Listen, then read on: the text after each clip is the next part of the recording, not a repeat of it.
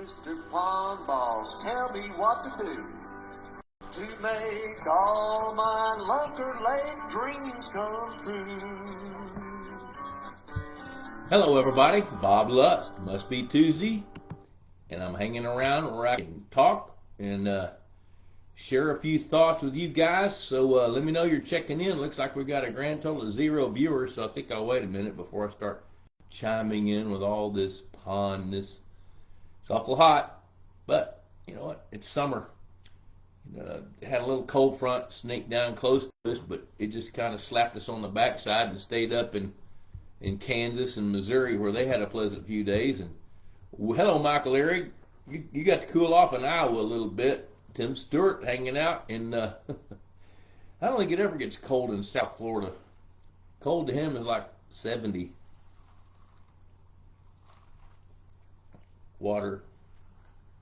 I hope you believe that. So I thought I'd talk a little bit today about the dog days of summer and what's going on with your pond. I had a good conversation with Tim Stewart a few days ago. Hello, John Henry. Good to see you, buddy. And Michael Eric, this will apply to you too. As a matter of fact, this will apply to everybody about what's going on with hot water. You know, I seem to stay in hot water. It doesn't matter what the temperature is. Yeah, Jason Dodd. Cold front did some strange. I bet it did. I bet it knocked out some plankton blooms. I bet it changed the way the fish acted for a few days, and they'll get right back to normal. It's the thing about a rapid temperature rise or fall is, believe it or not, that's kind of stressful on fish. It really is. So before I wander off on too many tangents, Leanne told me my topic today was about the dog days of summer and hot ponds. And I think that's what I'm going to start with. I did an interview today, a radio interview, on Ken Milam's show, and that will air. He recorded it today. It will air Sunday morning, like from 6 to 8 o'clock. I don't know when my segment is. I did like 30 minutes worth. And his questions were talking about hot ponds and what do we do now. So when it's so hot that the surface temperature of your ponds are knocking on the door of 90 or higher, and that's hot tub hot. Fish don't like that. I don't care what species it is. You know, some species tolerate it better, but none of them like it. So what I talked about on the interview today, and it was show on 1300 The Zone, which if you want to listen to that, it's iHeart Media. So you can just download iHeart on your iPhone if you don't already have it. Hello, Kenny Sanderson. Good to see you, buddy. And by the way, Kenny, let me see here, and I think Jason Dodd maybe. Several of you. Okay, so on Ask the Boss, I do Ask the Boss in the magazine every issue, and I just finished writing, editing, and putting together the September-October issue. It's at layout, getting ready to go to the printer. I was a little short on questions. Usually I use questions that I get emailed to me. And I oftentimes get a whole lot. There's Danny Mack. Hey, Danny. Good to see you, buddy. Yeah. Oh, you had 4 inches of rain. Cool. That's pretty cool. So, anyway, I was a little short on questions, so I went back to a couple of these Facebook Live feeds and found some cool questions. And several of you guys are going to have questions in the famous Pond Boss magazine. So, if you're not a subscriber, hey, $35 a year, cheaper than a Friday night date, and it lasts a year. You know what to do. Go to pondboss.com. Hello, Jim Allen. Passing through Ohio. There's a whole lot to read through that comment. Passing through Ohio. As long as Ohio doesn't pass through you. Y'all help me with this. Doug Cusick, I never know if I'm going to be here or not. Last week, you know what? I'm going to stay on topic. Where was I? Oh, hot water. So part of what I talked about today was this time of year, it's best, almost every time, it's best to do nothing. Let the pond be. Because when the temperature is this hot and you've got a warm layer of water sitting on top of a cooler layer of water, your fish at least have a thermal refuge. And I got a call from a guy last Thursday, and he wanted me to run over and take a look. He's got a pond that's in distress. He just bought the ranch, and he's got a bunch of vegetation, and he doesn't know what to do about it. So I ran over there about an hour and a half and looked at it from here, and he's got Eurasian water milfoil. Well, he said, what do we need to do about it? I said, nothing. because this pond was probably 40% covered, 6-acre lake, and if they go in with herbicides and treat that now, you're asking for trouble. Even if they treat it like a fourth of it now, when you got water temperatures as hot as they are here right now, you're asking for trouble. That milfoil should have been handled back in late May, early June before it gained such a foothold. When it was just really popping up. And the other thing is anything you do right now proactively is going to create a drastic reaction. And I think it's best just to hold off unless you've got some kind of a crisis. If you got a crisis, you need to do something about that. Yep, James, I knew you were on vacation, buddy. Yeah. Did you pick Ohio, or are you just passing through? Well, I hope Aqueduct doesn't hear that. Water, tonic water, with lime, maybe something else, I don't remember. So, during these dog days, remember this. This is pretty important to know. Water is fascinating, and as the temperature goes up, water's affinity for oxygen goes down. So the hotter it gets, the less oxygen that it can hold. Even though at 100% saturation, you might read in the books that it could hold 8 parts per million, it ain't going to hold 8 parts per million. It's going to be maybe 85% saturation, which is going to keep it down around 5.5 or 6. That's plenty to keep fish alive. But the problem is when you go in, if you've got aquatic plants like this guy whose lake I looked at, and you go in and you knock out even 25 or 30% of those plants and they all decompose at the same time, that's going to happen fast because here's something, nobody will tell you this because nobody really thinks about it. All those aquatic plants in that lake, the Eurasian water milfoil, were in water 4 feet deep or less.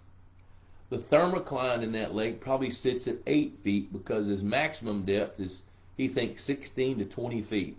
So his thermocline is probably sitting at 8 feet. That means that there's aerobic bacteria doing what aerobic bacteria do right at the interface between the water and the mud. So when that milfoil dies and it starts to fall to the bottom, the bacteria are going to attack it and begin to break it down because that's their job.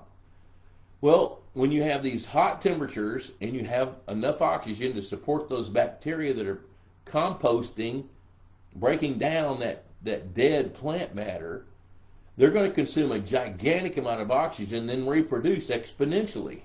If anybody ever asks the question to you, do you want $1 million or a penny doubled every day for 30 days? Take the penny. The bacteria are the penny. So they're going to reproduce like crazy to do their job, and with this hot water, with plenty of oxygen, for them, they're going to consume it. So that's the recipe. It's real simple. When somebody has, this time of year, I usually get 5 or 6 phone calls from distressed pond owners because their fish died. And the simple answer is oxygen depletion, and that's what fisheries biologists lean on. Oxygen depletion, well, that's the consequence. That's not the cause of death. The cause of death is whatever happened to cause that oxygen depletion to occur. And it could be a number of things. It could be so many plants, like if that guy had 75 or 80% coverage of that plant, I would almost guarantee a fish kill. And he would really be in a catch-22. He'd have a conundrum.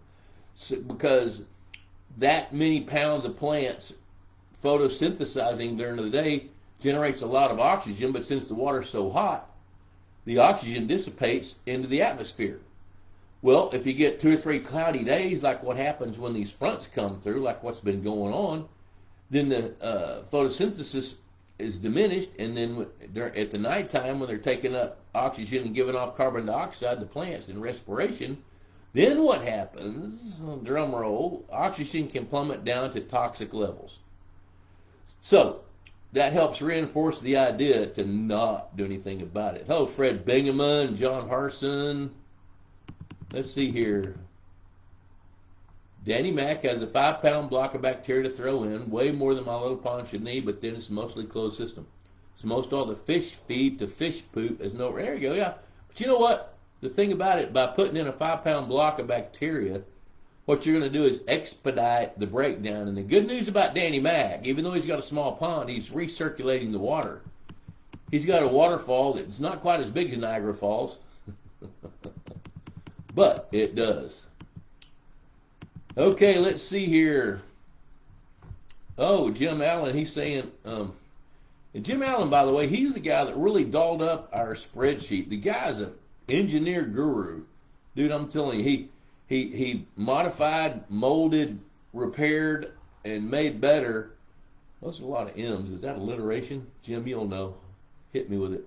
A better tool for you guys. If you want a copy of the spreadsheet that Jim made way better to track lengths and weights on bass and crappie and bluegills and several other fish, send me an email at info@pondboss.com and tell me you'd like to see that spreadsheet, and I'll send it to you. So Jim Allen, they said, treated their Eurasian water milfoil 1.5 years ago. Still no plants other than floating plants other than primrose. That's not unusual, because what happens, like with that milfoil, when you treat it, it releases its nutrients and just adds to the nutrient load dissolved in the water column. And when that happens, it initiates a plankton bloom, and when you get a good plankton bloom, then the sun's shaded off the pond bottom and plants won't grow.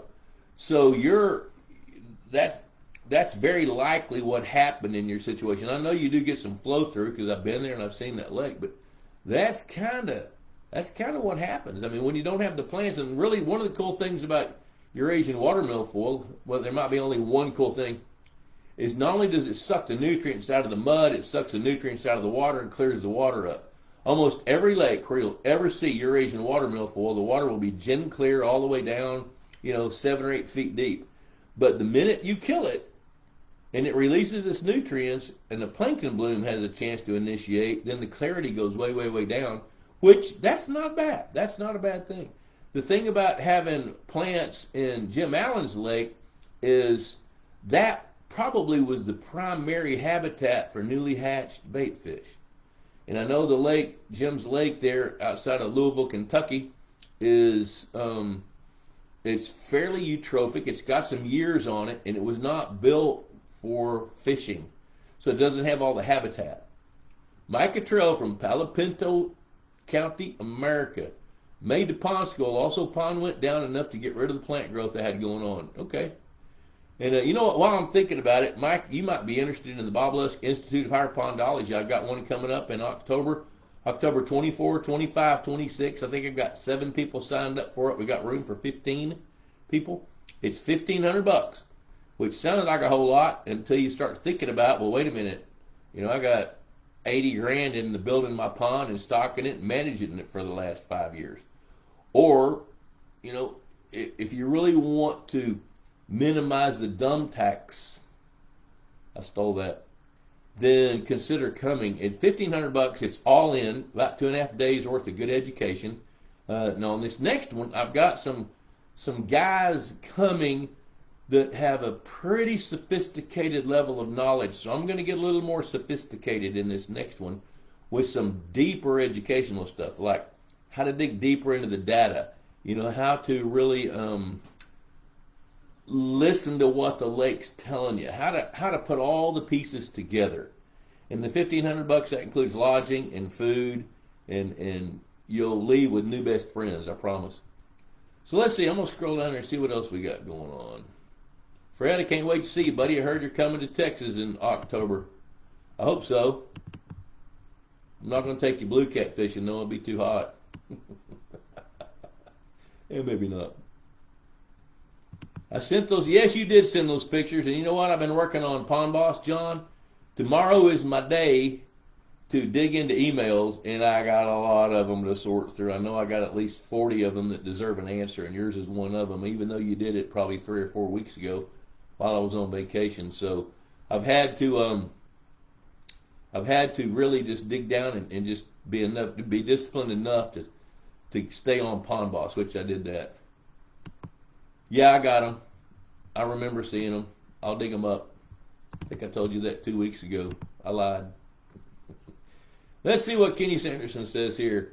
And I have the alpha and beta numbers to plug in each species if needed to use millimeters. Oh, you know what? Millimeters and grams. That's cool. Actually, Jim did that. He put in now, I don't think in grams and I don't think in millimeters, but millimeters are even more accurate. So measuring the length of fish in millimeters, that's pretty cool. So Jim actually did that. So Kenny, I guess if you want me to, drop me an email. I'll send you that spreadsheet and you can take a look at it. Uh-oh, I just scrolled too fast, too far. Let me look. Okay, I need some questions. Let me see here. Eric Adcock. Will too many grass carp harm a pond? I have a something acre pond and about 7 large grass carp. I don't know how big your pond is. Oh, one. Okay, I see it. That's a typo. I have a 1 acre pond and about 7 large grass carp. Just a small pond in my front yard, a little over an acre. Okay. Okay.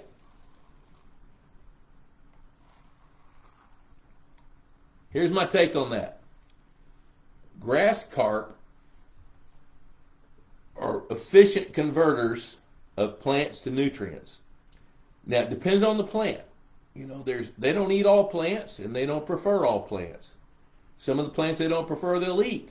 But there's some things they can't eat, some things they won't eat. But the plants that they'll eat, it's very common for them to eat that plant.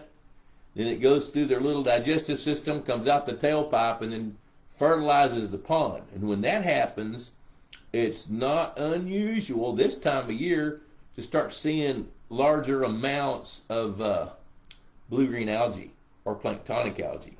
And I've actually seen ponds to where with too many grass carp keeping the nutrients moving like that, that it went from one problem to another. So the one problem was way too many aquatic plants, then going to way too much blue-green algae. The true problem there was allowing that many plants to grow early on. Because when you get that many plants with that much mass, and you got that many nutrients bound in that aquatic vegetation, and then it's all released over a span of a year and a half, whatever, without a lot of flushing rains, then that's when you start to see stuff like that happen. There's our Easy Doc friend, David Schneiderman. Does dead vegetation floating on the surface ever provide a benefit? Shade, block sunlight that will promote vegetation growth, cooler temps. Depends on the kind of dead vegetation. So the most common, Harson? Cheers. How many weeks ago did I say that? I have good intentions. There's my granddaughter calling me. She must not know I'm live. Well, she does know I'm live. She just doesn't know I'm broadcasting live. I'll call her back here in a minute. Let me see what she's doing here.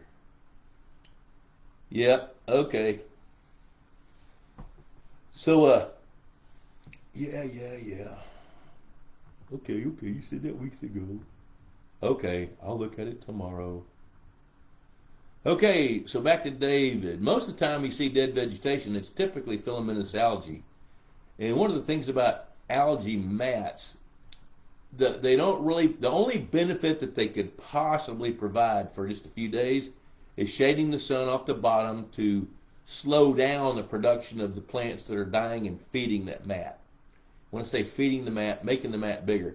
When you have aquatic plants, like when you have filamentous algae specifically, it grows fast, it dies fast, it floats fast into little mats. And I tell you what, go study a mat. I can't believe I'm telling you guys this. Go study a mat of filamentous algae.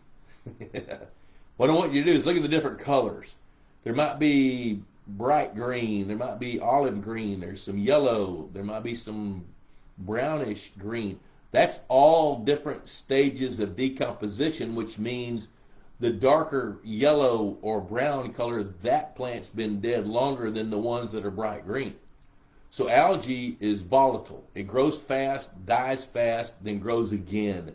That's why treating it with an algicide, sometimes people get frustrated because they'll treat it, it'll die, they'll see these unsightly mats which go away, and then 10 days later, there's more. You know, it's because everything comes together. The plants are the symptom. Always remember that. The plants are a symptom. The problem is you've got food for them to grow. the temperature's right, you can't do a thing about that, and you got sunlight. When those three things come together, something's going to grow. You know what I mean? All right, let's see here. Jeremy Day, tons of coffee beans popping up around my pond. You know what? I looked those things up, and it's oh Lord, and you're right. It's they call it coffee bean plant. It'll come to me in a minute. Sesbania, big pod Sesbania. Look that up. James Allen. No, I don't want grams. I don't think grams. Dude, you've already worked on it enough. It's totally applicable. Ian's always got a compliment.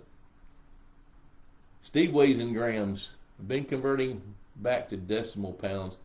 Well, yeah, I do it. And hey, this is clear. This is a clear. I don't want to pour it on my computer, but this is a clear liquid. I did get busted the other night. My wife never watches my show. And one night she's watching it. I can't believe you're drinking on Facebook. Well, just a little. Danny Mac, I think I can say that the more plant cover you have, such as lilies rooted to the bottom, the clearer your water. I'm often amazed at the long-lasting, deeper pools and creeks, bottom carpeted with, I guess, algae and reeds or lilies along the edge that are perfectly clear to the bottom. Some plants are really, really good converters of nutrients. Some plants, like coontail, they get it all from the water column. Milfoil gets it from the mud as well as the water column. And all these plants have different characteristics. You need to know that. Coontail is different. It's not rooted. It moves around the pond. It moves with the currents and the wind and the wave action. There's no roots anywhere on coontail. Pick some up and look at it. You know, milfoil, on the other hand, it's a rooted plant. But the thing about milfoil is that it reproduces by seeds, rhizomes, and by fragmentation.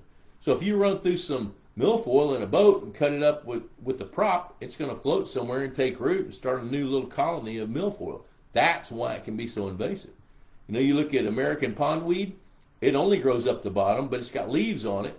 So it comes up and lays flat on the surface with little seed pods that stick up. And the bottom of the leaves are great substrates for periphyton and microbacteria and beneficial microbes and things like that to grow. Let's see what Danny Mac's got here. I'm going to scroll down. Kraken black rum and Coke. Wow, that sounds pretty good. Dave Weber, bulldozers and other equipment rolled in last Monday. Start building my dream pond. Oh, dude, that's cool. Way to go. Hoping to not pay to the too hefty a dumb tax, but it should play right into my goal of not being the richest person in the cemetery. What's that book? How to End with Nothing or something? Well, that's a pretty good way to get at it and have the richness of a pond. John Harrison, we're getting a really bright green algae on our lake, almost like an oil slick. Yep, looks like paint. Yep. So that's I got a call today. Who was I talking to? I don't know. It might have been that radio interview. I don't know. I had 3 or 4 phone calls and stuff. I don't ever remember all that stuff. But when you see what looks like green paint floating on the water, or blue-green paint, then you've either got some blue-green algae or you've got like a planktonic algae, something like that. But you know, when you see something that's bright green this time of year, that's pretty normal. Pretty normal. Of course, when you see that paint, you're going to see it blown up against the bank. And if it covers more than, say, 15% of the perimeter, that's probably too much. Most of the time it gets piled up in a cove or right along the edge in just a long slick, maybe 6 inches wide or something. But what I would do there is I would check the visibility depth of the water. If you have a dock or if you get out in a boat, just measure your visibility depth. And as long as it's 18 inches or better, you're okay. Yep. Well, Jeremy, I'm glad you agree with me, dude. Big pod Sesbania, that's it. Potato juice, John, that's right. Attaboy. Another small pond benefit, Danny Mac says, floating algae mats scoopable from the shore sometimes help with a leaf blower. I have never used a leaf blower to blow algae. Never thought about it. Looky there. Let's see what Peyton's got. Hey, Peyton from Shreveport, Louisiana, on a shallow lake that's 90% Eurasian milfoil, and you didn't want to spray it. What's your thought on letting it die off in the winter, putting Foslock in, and liming later on in winter to raise the alkalinity so you can fertilize in the spring? I like that idea a lot. I like it. Because what you're doing there is presuming it dies off in the winter, which you hope it will, then it's going to release the phosphorus, which is binding now. So if you allow it to die off, it will release that phosphorus. You can use Foslock on it, which binds the phosphorus, sends it down into the depths, and binds it where it can't be taken up. And if you can raise the alkalinity, then the odds are higher that you're going to grow some plants that you like even better. Eurasian water milfoil it's not real picky about the pH or the alkalinity as much, but some other plants are. So if you can get the alkalinity up that makes it better for plants that can compete, then your odds go up of being able to out compete that milfoil. Joe Deppner, I've been dealing with algae for a long time. This was the first year I used pond diet. It seemed to work pretty good. I have lily pads, cattails. I've kept them under control. What is your take on using dye? My take on using dye is, I'm going to throw some facts out there and you guys can decide. Dye, most pond dye's job is to minimize the UV rays, ultraviolet rays of the sun from penetrating very far down into the water. So what that does is plants have to have the UV rays. That's the sunlight that they have to be able to grow. So if you cut it off with dye, then you're going to minimize the risk of having some plants grow. Now, there's nothing in dye that's going to kill any existing plants at all. It's a preventative thing that you do in the winter. Now, here's the other thing about it. Here's another fact. When you use dye in the springtime, when the temperature is escalating, then you're also going to block the sunlight away from growing a plankton bloom. So if you want to produce a plankton bloom for your fishery, then you don't want to use dye. Now, if you're going to use it, in the wintertime, that's fine. And because the strategy there would be to use it in the winter and prevent that algae from growing, but let the dye dissipate enough in the springtime when the water temperature is getting on up there in the 50s and lower 60s, so you can have a good fertility level going on. If you fertilize or not, some people do, some don't, some need it, some don't. But if you dye the pond, you're not going to get much of a plankton bloom. Joby, I was told that you can pour muriatic acid down your aerator lines and it will clean the air stones. Have you heard of that before? I have never poured muriatic acid down the aerator lines, but what I have done is keep in mind that your diffusers, not all diffusers are made of air stones. So what I have done, my practice in the past was to bring that diffuser up and then have a tub or a bucket in the boat and put some diluted muriatic acid in a tub and set the diffusers in it and let them clean it that way. But I have not put it down the aerator lines. And I'm not telling you that's a bad idea. I've just never done it. And maybe it'll work. I don't know. I don't know what the consequences of that would be. I'm trying to think. It's not going to chew up your line. It's not going to melt plastic. And it might work. I don't know. I've never even thought about trying that. Is the coffee bean an issue? I know it can kill with aquatic glyphosate, but make it hard to enjoy the pond. But I don't know that it has any benefits. And I know there's a little bit of toxicity with Sesbania, but I haven't dug deep enough in there to know what kind of concentrations where it would, really be a problem. Let's see, John Harson. Danny Mac, that's true. Yep, I was afraid it was blue-green and worried about our dog. You nailed it. Description, yeah. Yep, I tell you what, to err on the side of caution, John, that's what I'm going to tell you. Err on the side of caution. I would keep the dogs out. And if it really bothers you, get some samples of it and send it in. Let Bill Cody look at it or somebody like that. If you want to do that, let me know. He doesn't charge much, like $40. Doug Cusick's talking to Dave Weber. Uh-oh. It's a very small percent. Yeah, then I wouldn't worry about that. Yeah. Because what will happen with that blue-green algae moving with the wind, when you see it on top of the water like that, it's dead. It's getting ready to rock and roll and be gone. Okay, pond has died. Hello, Todd Austin. Man, I forgot to say that. Hashtag Pond Boss Magazine. Click like. Share to your timeline. You're going to be eligible for a drawing when we do another one for a hat. Pond Boss hat. Good time to do a commercial, 7 o'clock. Hey, Pond Boss Magazine. $35 a year. Say it with me. Cheaper than a Friday night date, and it lasts a year. All kinds of nuggets. This next one coming up is pretty good. I like the topics the writers have written about. The topics I picked, I think, are pretty timely. I think that you guys are going to have some fun with it, and some of you guys are in it just because you asked questions here. Way to go. Congratulations. It's been $35. Easy Docks of Texas. David Schneiderman's tuned in. If you want to know about floating docks, check him out. Easy Docks of Texas. Purina Mills. I got to call those guys and have a visit with them. They took largemouth feed off the market. Bad decision. Great feed. One thing that Purina does really, really well is they produce really good food. You know, their marketing stuff, sometimes we have to have a little talk. And sometimes they listen to me, but sometimes they don't. So, but I'm a big fan. Been working with them for 29 years, helping them develop foods and stuff. You know, here's something. This is a little more personal. So, Texas Hunter Feeders, I need to talk about those guys. Great products, even better customer service. I don't know how I can say that. If you have great products, you don't always have to have great customer service, but they've got both.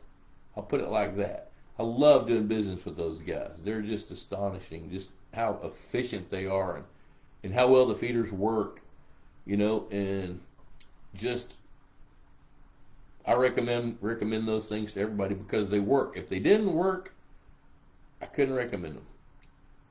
Cheaper than a Friday night date. Yep. So, hello, John Dyer. On a personal note, and I want some input from you guys. This is personal. So back at Thanksgiving last year, my oldest son, Ty, I've got a son that's 50. How'd that happen? When he turned 45, I called him and told him, wish him happy birthday. I said, dude, it never dawned on me that I would have a son the same age as me. Congratulations. We're the same age. You know, when you're on the inside looking out at 69 years old, 69, whatever, it's not like, I'm old. Well, I'm looking at it through here, not through here. You know, well, at Thanksgiving last year, Ty said, I was telling some stories, and Ty said, you know, Dad, you really need to write those stories down. Those need to be in writing so we can have them after you're gone. So I started thinking about that, and I just started writing those stories down. And I've got some really, really fun things that have happened to me. I've got a lot of life lessons from things that happened to me. So I started writing those stories down. And guys, I have written 58 stories, 80,000 words that if I put them into a book, which I'm going to do, and with 500 words on a page, that's 250 pages. That's a big book. And I've got like 10 or 12 baseball stories. I umpired baseball for 20 years from 18 to 38. So I got some very cool baseball stories. But I got a lot of fish stories. I've got some things that happened to me as a fisheries biologist that are just fascinating. We've had a few tragedies. We've had some joy. Well, anyway, I wrote those stories, and as I started writing them, one of my other sons, I got two others, I said, shut up, Danny Mac. Yeah, actually I had that kid at 18. He just turned 50 when I was 19. 69. I was, matter of fact, he turned 50 when I was 68, but I turned 69 in March. He was in October. Thanks for knocking that one out of the park. Speaking of baseball, so anyway, my next son, Jonathan, we were talking one day. He says, "You know all those stories that you're writing?" I said, "Yeah." He says, "You ought to video those." He says, "That way, when you're gone, I can show them to the kids." So I had Chico come up last week. He came up Monday, and we spent all day Tuesday, all day Wednesday, and about half the day on Thursday videoing those stories. And he sent me the first batch today, and they turned out pretty good. So here's my question. I've been talking to Mark McDonald. Chico told me the same thing. I bounced a few of these stories off some other guys. I read one to Kenny Sanderson the other day. Choked him up a little bit because I read a harsh one. And here's my question to you. Do you think that personal stories with the theme of life lessons is marketable? Because I got everything. All I got to do is put the book together and then pay to have it published or pay to have it printed. Would anybody buy a book of Bob Lusk's story? That's the question. Todd Austin, that didn't take long. He said yes. All right, well, I'm working on that, and I think shortly after the first of the year, I'm going to have a book. So I've written 4 books on pond management and grazing trophy bass and fisheries management and all that kind of stuff. So what I may do is I may post some of the videos on YouTube, and you guys watch them and listen to them. And Dave Weber, I bet we'll be fascinated by the title of it. Well, here, you know what? I tell you what it is. This is kind of fun. Thanks for asking. Or did you? I'll write it. Marketing would be key. Yeah, I get that. So, would anybody buy a book with Hall of Famer Bob? I don't do any Hall of Fame stuff on it. I just tell stories. So, let's see. You're losing me here. Let me back up. Okay. Okay. I'm going back to Dave Weber. Okay, so when people ask me how I'm doing, how you doing? I'm still leading a pretty cool life. So I thought the title should be Living a Pretty Cool Life. But then I was talking to Mark McDonald. He said, you know, I don't know. He said, for consumers, you need to have a different title. He said, he's probably read 15 of the stories, and he says, you know, I knew you I met you in 1991. So he's known me for a long, long time. He said, you were scraping mud from under your toenails. And then these stories that are life lessons that you're telling that could help other people with their life lessons with a different interpretation is like mud between your toes. And you spent your entire career and most of your life scraping pond mud from between your toes. And now you're describing that, even though a lot of the stories have nothing to do with ponds or fish or any of that. You know, it's just life lessons. So I think the title is going to be Mud Between My Toes. And the subhead is going to be Living a Pretty Cool Life. Because I swear I have lived a pretty cool life. I mean, I've had famous people pick me up in their jets and fly me across the country and get to go to the NASCAR races and meet guys and then go help them with their ponds, you know, and get to go. I think I've been to 49 of the 50 states, and the only one I haven't been to is Delaware, and I had a reason for that, and I still don't. I may go do that in October, though, because I'm going to go to New York and hang out with some friends in upstate New York that we've known for a long time. But I'm going to tell you one of the stories, and you guys tell me what you think about this. It's this story I'm going to tell you, and the way, going back to Jeremy Day, marketing would be key. I get that. But the way I think about marketing is to use some of the videos, put them on YouTube, then tell you about them. You go watch it, and at the end, there's a little outro that tells you how to get the book. Even though it's not done yet, we're going to pre-sell some of them. So I'm going to scroll down here and make sure I'm not missing. Danny Mack, yes. I can make it digital if I want to. Okay, staying with the baseball thing. Yeah, you did, didn't you? So curveball over the plate for a call, strike 3. So I'll tell you one story, and this is typical. This is pretty typical of the stories that I'm telling. This one's called My Last Spanking. When I was 15 years old, I made up my mind that my mother wasn't going to spank me anymore. I was done with that. I was big enough that we could talk it out. And I was pretty cocky. I know you can't believe that, but I was. So one day I was home. I was 15 years old. My mom said, "Hey, Bobby, go clean your room." And I said, "No, I'll do it in a minute." She said, "I told you, go clean your room." I said, "I told you, I'll go do it in a minute." She said, "Go get my paddle." I said, "Yeah, we're not doing that anymore. You're done spanking me." So she marched in there and she grabbed that paddle and she came at me and she drew back and swung at me, and I grabbed that thing and jerked it out of her hand.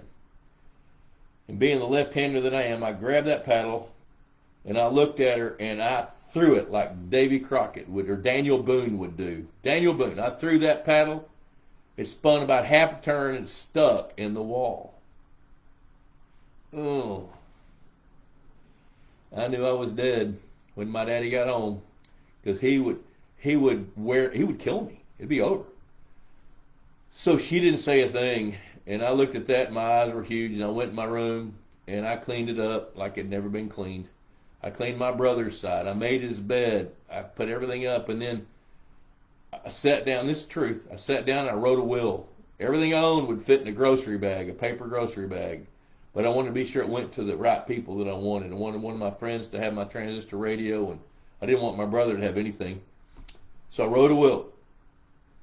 Oh my gosh, and it was agonizing. And then I heard my sibling. I had two sisters. Got two sisters and a brother. They got home, and it's probably an hour and a half. And I've got that room clean, and I'm just sitting on the bed waiting, because I know my dad's going to bust through that door in a minute for the way I treated his wife, my mother, and he was going to just take me out.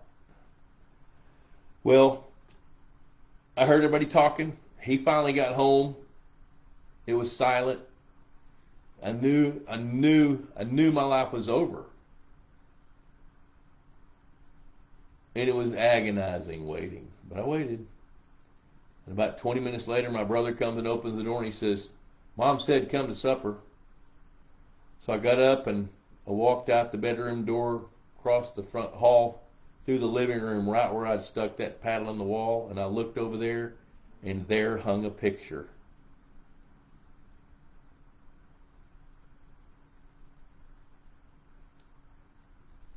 There you go. That's one of them. Okay, Danny Mac, it would be really good if you would share your staging years, say 6 to 13. I've got some of those in this book. My family, I never saw my parents fight, ever. They never fought, ever.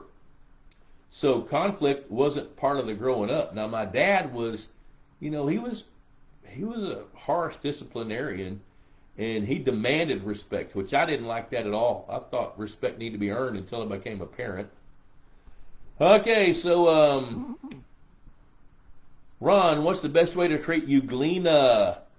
It's awesome having an organism having the ability to encapsulate itself for UV. Yeah. Well, euglena, I'd call Kelly Duffy, because there's some new products out there on the market that can deal with euglena. Euglena is a type of red algae, and it's kind of scary looking when you get it, and it does encapsulate itself where herbicides struggle to break into it and get into it. Texas Hunter Feeders makes great products, but when a customer does something that earns a Goober Award, they also have great service. I'm not sure exactly what that is, but it's making me want to know. Great products, but when a customer does something, I got it. Yeah, that's right. Yeah, so if somebody does something dumb, like leaves the latch off of the lid and the wind blows it in the lake, they still have great service. Yeah, make a breakdance video. Yeah, I could see myself spinning around in my head with a ray gun. That guy, man, that ray gun, dude, I didn't get to see a whole lot more, but it was, I watched that in the highlights. Call my book, The Last Spanking. Yeah, I'll be selling. Yeah, they get a lot of returns. I'm a baby boomer. I was born in 1955. Steve Sharp, I'm rolling over here. There you go.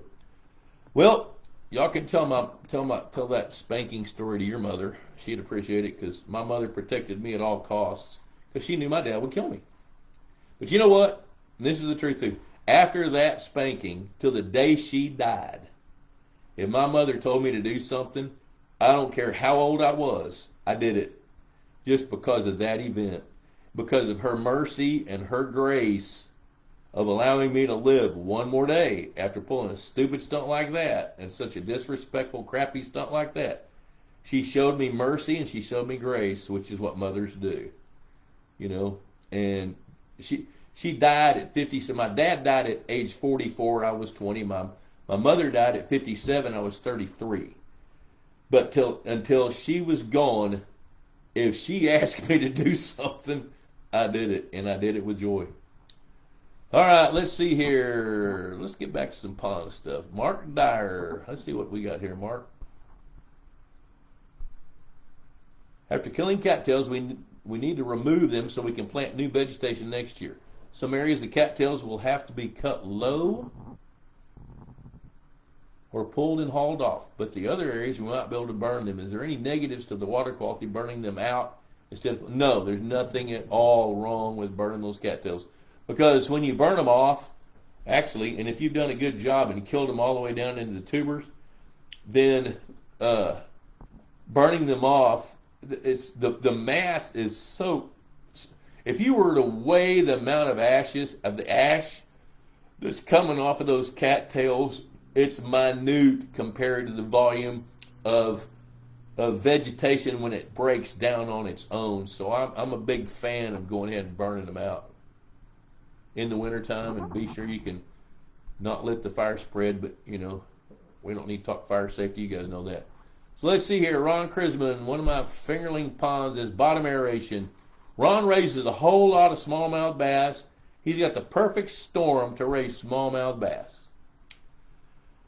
What I don't like about them is I don't get the cooler water. That's exactly right, Ron. That's exactly right. When you've got the aeration systems going, your cooler water goes away. Your water temperature becomes autonomous top to bottom. And most of the time we don't like that, you know, because that's hard on the fish. If I ran them from 8 p.m. to 9 a.m., I worry I'll lose fish. I don't think you'd lose them during the day. I don't. Because when you're running it, when you're running that aeration system at night, you're not going to have an oxygen depletion during the day. You're still running them 12 hours a day or 11 hours a day. That's enough, in my opinion. Now, if you were to lose any fish, it's because of how many fish you've got, you know. But I know this, that you're only going to be able to support so many pounds of fish, and if you're not feeding the fish, then you're not really going to have such issues. So,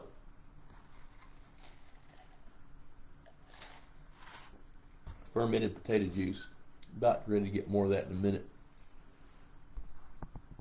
So let me be more concise with my thoughts. Ron, if you've got more than 200 pounds of smallmouth bass, that means you're having to feed them something. 200 pounds of smallmouth bass fingerlings per acre are not going to die if they're not aerated during the day. Actually, you're probably going to help them by keeping the water temperature cooler. Gil, very funny story. In my case, I was always so relieved when Mom decided to let Dad. Oh, not me. No, my dad didn't care. Well, he did, but here's one more story. You want to hear another one? Nobody's asking questions. I'll tell you another one. So when I was 5 and my little brother Ronnie was 4, my dad had served in Korea, and he got out in 1952. He and my parents got married. I was born in 55, and my little brother was born in 1956.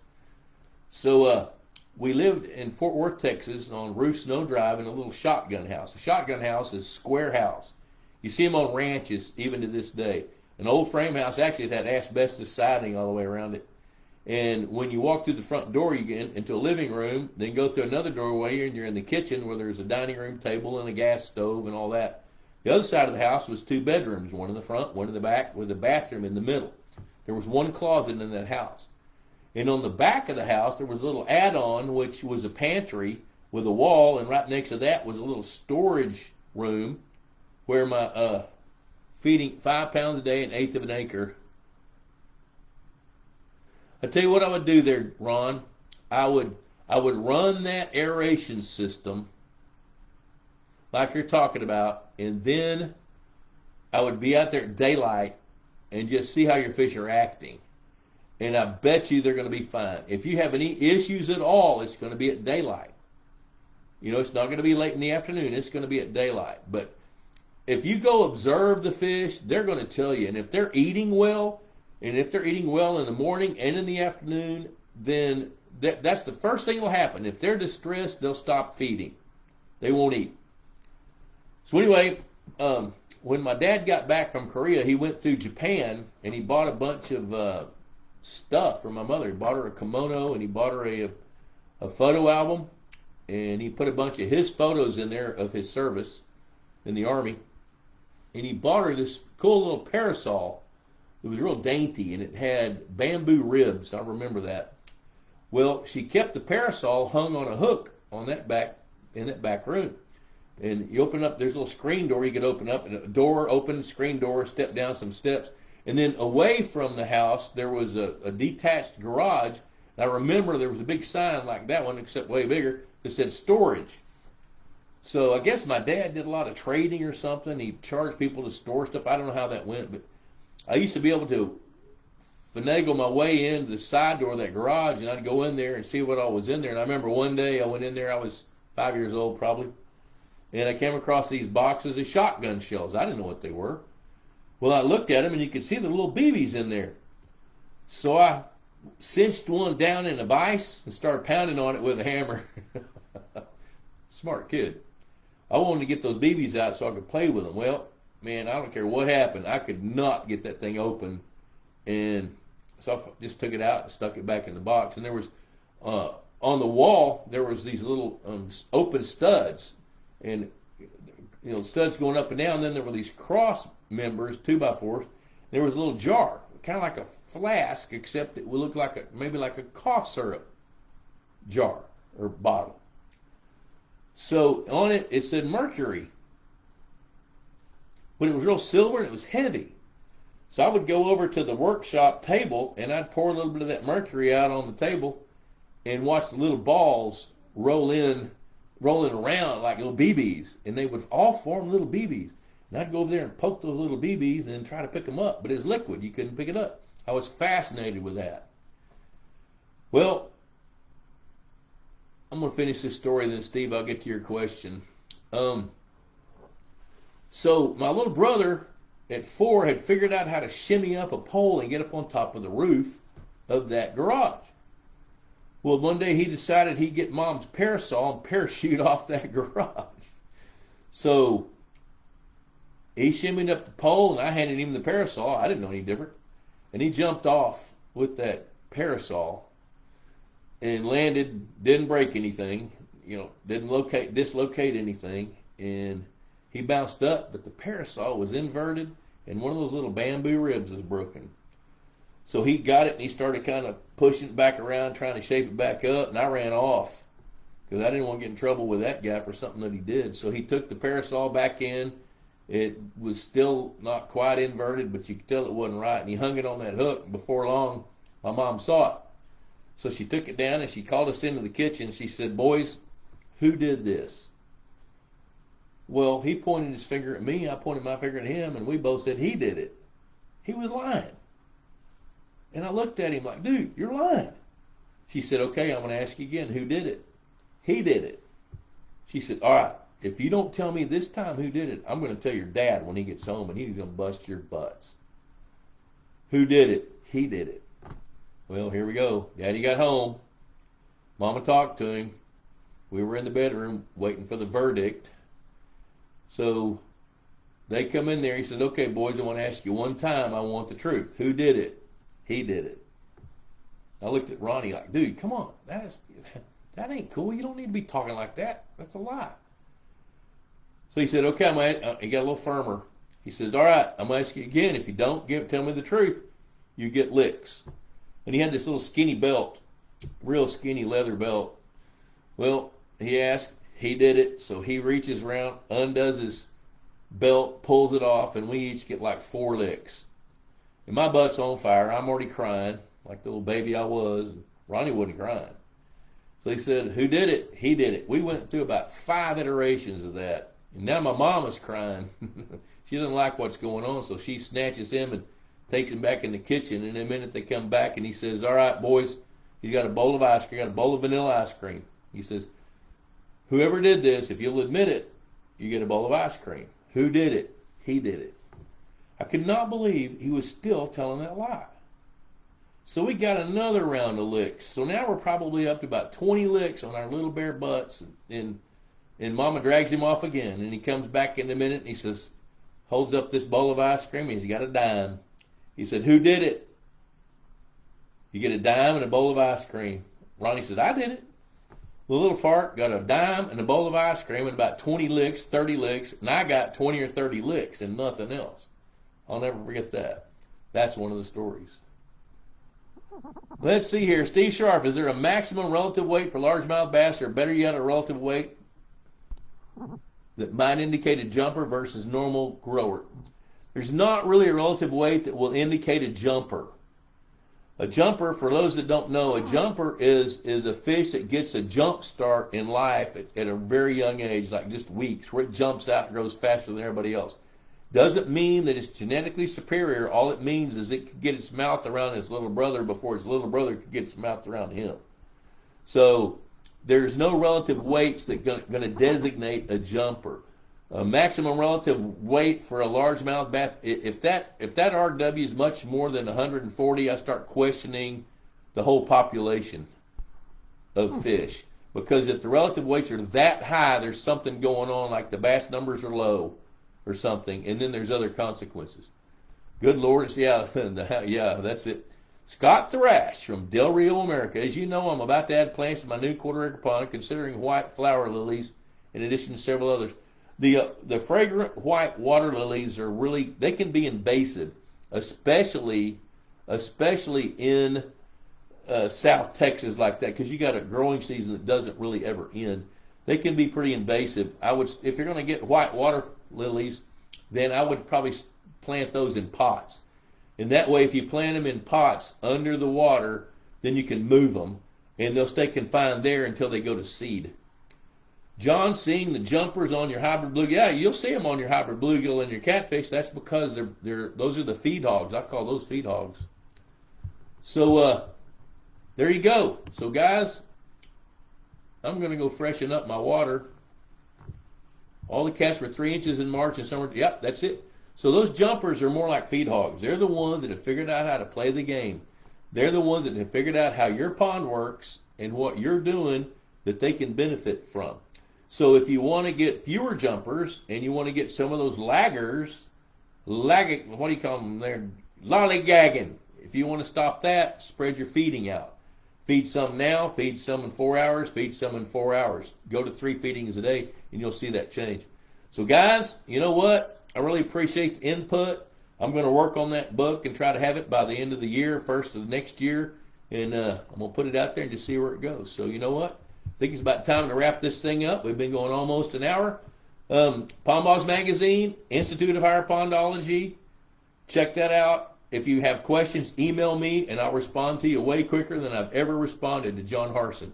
So for now, adios. See you next time. Yeah, I'll look at those pictures. See you, dude.